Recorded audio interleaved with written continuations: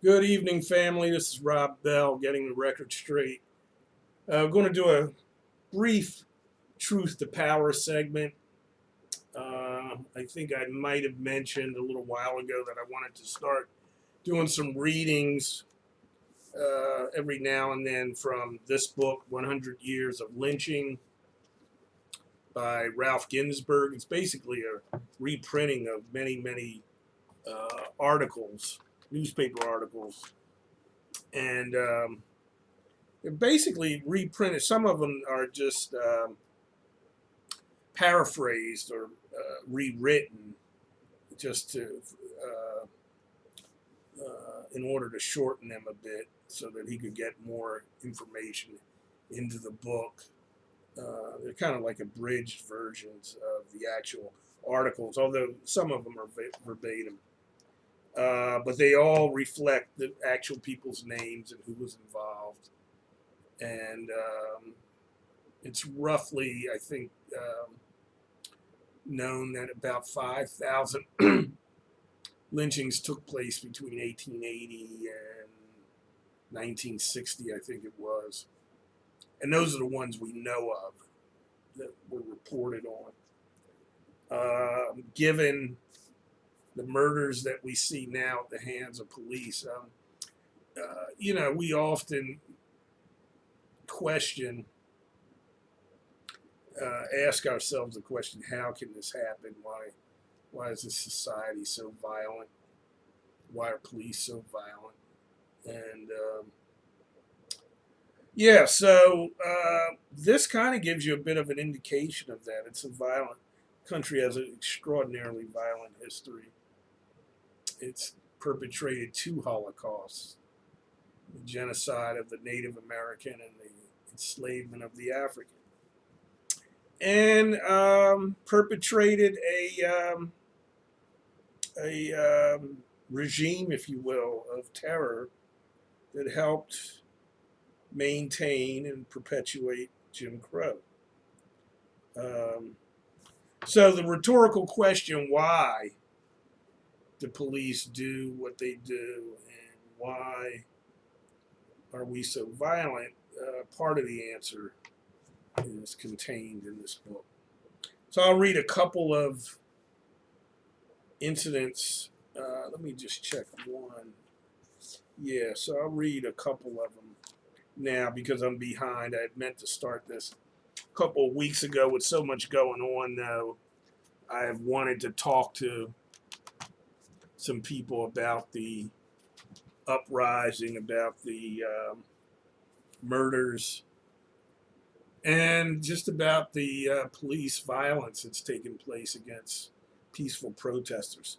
So, with all that said, let me read some of 100 Years of Lynchings by Ralph Ginzburg. This incident took place or was written, published in the Washington Times, February 18th, 1900.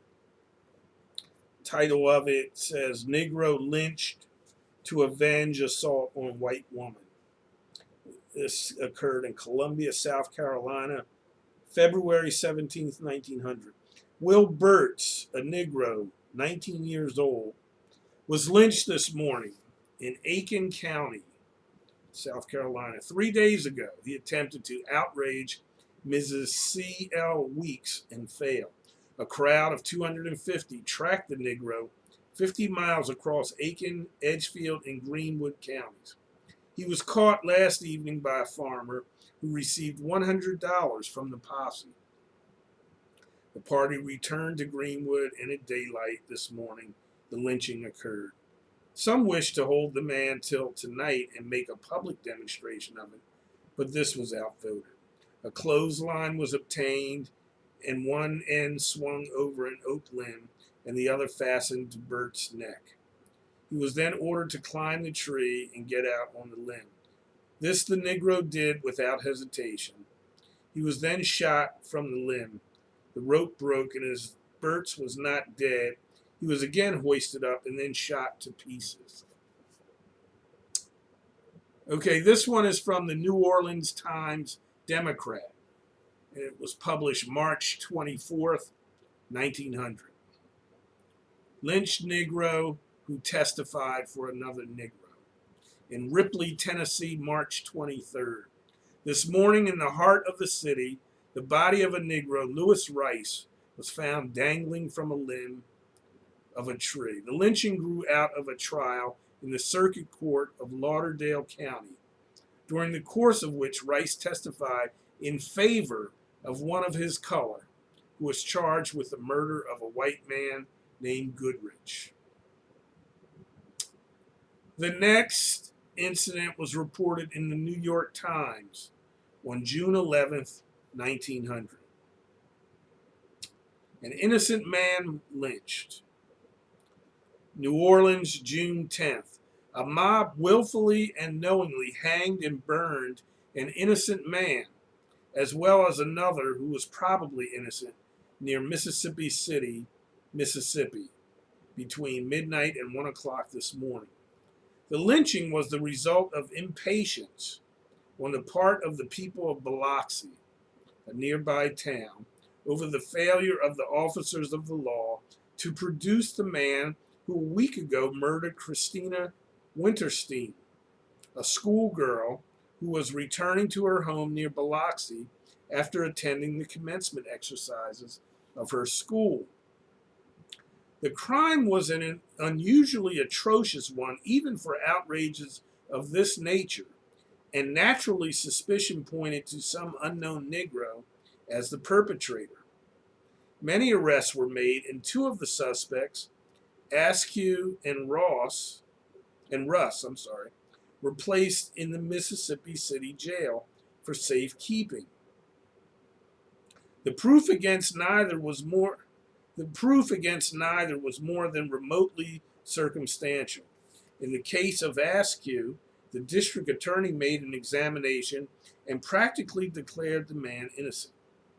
The next night, Askew was taken from the jail by a mob and tortured with fire to extort a confession. After the terrible ordeal, the mob virtually declared the man guiltless as they returned him to jail. Yesterday, the district attorney, at a public meeting at Biloxi, obtained a pledge from the citizens not to molest the prisoners if they were returned for examination. It is stated on good authority that he thought the men could prove their innocence, and the citizens were aware of his views. Some refused to pledge themselves, and yesterday afternoon it was openly asserted that it was out of the question to think of postponing the matter any longer, as the crime merited a lynching. Last night, a crowd went to the jail, secured Askew and Russ, hanged them, fired into their bodies, and then built a fire under them.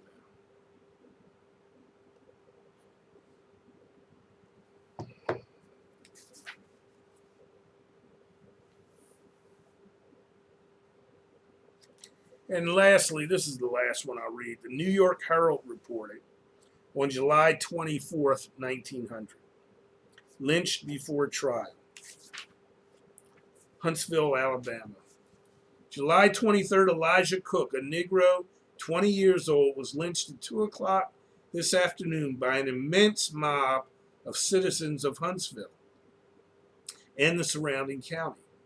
Clark was about to be removed from the Madison County Jail to the courthouse for a preliminary hearing when the mob compelled the officers to give him up, took him to the scene of the crime, hanged him, and riddled the body with bullets.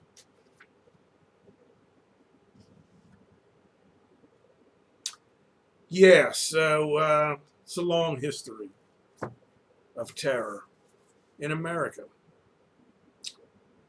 Stay strong, family. Keep resisting. Keep protesting. Keep doing your best. Take care.